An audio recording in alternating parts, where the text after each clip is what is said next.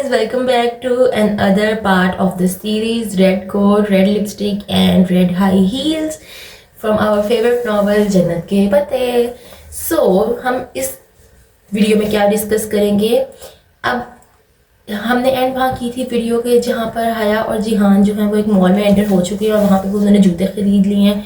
हया ने bill pay कर दिया. अब वो जा रहे हैं, अब वो मॉल आगे घूम रहे हैं. जिहान ने एक शीशे का दरवाज़ा खोला और एक तरफ हटकर रास्ता दिया. Thank you. वो सुर्ख कोट की जेबों में हाथ डाले मुस्कुराती हुई अंदर दाखिल हुई. वो उसके पीछे आया. वो रेस्टोरेंट था. नरम गरम माहौल, हीटर और बाहर के सरमा की मिली जुली खून की मध्यम रोशनियाँ, पीछे बजता धीमा म्यूजिक. ऑर्डर करो. वो एक कोने वाली मेज़ के गिर्द आमने सामने बैठ गए तो जिहान ने कहा, मगर ये दावत किस खुशी में है? तुम्हारे इस खूबसूरत कोट की खुशी में, और ये दावत मेरी तरफ से है. अब ऑर्डर करो. यू नो इन फेमस सुर्ख खूबसूरत कोट. मतलब कि इसके बारे में मेरे क्या ख्याल आता है ये मैं शायद इस वीडियो के एंड पर अगली वीडियोस में बताऊं, डिस्कस करेंगे. हम डिस्कस ज़रूर करेंगे इस बारे में.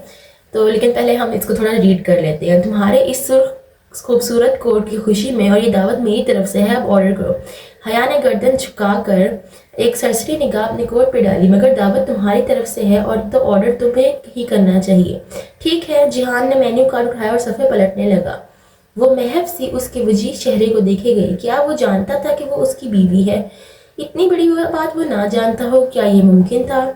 उस रोज़ तुमने बहुत गलत बात की थी जिहान. मुझे तुम पर बहुत गुस्सा आया था. जब वो ऑर्डर कर चुका, वो यूं ही बंद मुट्ठी थोड़ी तले टिकाए उसे तकते हुए बोली, मैंने क्या किया था? वो हैरान हुआ. भाई जिहान तो ना नन्ना मुन्ना काका है, उसको कुछ पता ही नहीं उसने क्या किया. मतलब जो ये बनता है ना जिहान, क्या इसका कहूँ मैं. पता नहीं किसने मेरे नाम पर फूल भेजे वो, और तुमने कहा मेरा वैलेंटाइन. मैं ऐसी लड़की नहीं हूँ जिहान, ना ही मैं जानती हूँ कि वो फूल किसने भेजे थे. ओके. जिहान ने समझने वाले अंदाज में इस बात में सर को जुम्बिश दी, मगर वो जानती थी. उसे यकीन नहीं आया. रेस्टोरेंट में गहमा गहमी थी. अब एक तुर्क गुलकार धीमी लय वाला गीत गुनगुना रहा था. वैसे तुम सुबह सुबह कहाँ जा रही थी? मैं यहीं से इसलिए आ रही थी शॉपिंग वगैरह करने के लिए. बहादुर लड़की हो, अकेली घूम फिर लेती हो. जिहान ने मुस्कुराकर कहते हुए अपनी कॉफ़ी में शक्कर डाली. इस्तांबुल में ये बहादुरी महंगी तो नहीं पड़ जाएगी? मतलब कॉफ़ी का भाप उड़ाता हुआ कप लबों से लगाते हुए जिहान की आंखों में उलझन उभरी. उसने एक घूंट भर कर कप नीचे रखा. मतलब ड्रग माफिया, ऑर्गेनाइज्ड क्राइम और स्ट्रीट सीक्रेट ऑर्गेनाइजेशन जैसी तरकीबात से वास्ता तो नहीं पड़ेगा ना? वो कोहनिया मेज पे रखे हुए आगे हुई और चेहरे पे सादगी सजाए आहिस्ता से बोली, क्योंकि सुना है यहाँ इन सब से पाला पड़ सकता है. किससे सुन ली तुमने ऐसी खौफनाक बातें? जिहान ने मुस्कुरा कर सर झटका. तुम बताओ ये पाशा कौन है? पाशा को नहीं जानती तो तुर्की क्यों आई हो? मुस्तफ़ा कमाल पाशा. क्या कमाल अतातुर्क वो तुर्कों का बाप था. Jihan is trying to play smart and like वो मतलब he obviously knows कि वो किस पाशा की बात कर रही है, but he's like okay girl try harder. वो नहीं, मैं इस्तांबुल के पाशा की बात कर रही हूँ, अब्दुल रहमान पाशा की. कॉफ़ी का कप लबों तक ले जाते हुए जिहान ने रुक कर नासमझी से देखा. कौन? काफ़ी से उड़ती भाप लम्हे भर के लिए उसके चेहरे को ढांप गई. और एक भारतीय स्मगलर जो यूरोप से एशिया असला स्मगल करता है. Come on. उसने कप रख कर संजीदगी से हया को देखा. इस्तांबुल में ऐसा कोई माफिया राज नहीं है. ये किसने तुम्हें कहानियां सुना दी हैं? यूं ही मशहूर होने के लिए किसी ने अपने बारे में कोई अफवाह उड़ाई है. तुम इस्तांबुल को क्या समझ रही हो? हाले की तरह वो एक खालिस तुर्क था, अपने इस्तांबुल के दिफा के लिए जी जान से तैयार. राय होती है तो पहाड़ बनता है ना हया. ये पाकिस्तान नहीं है. Again dissing Pakistan. जिहान कोर. जिहान ने जरा तफाखर से जताकर कहा तो उसके लब भीजे गए.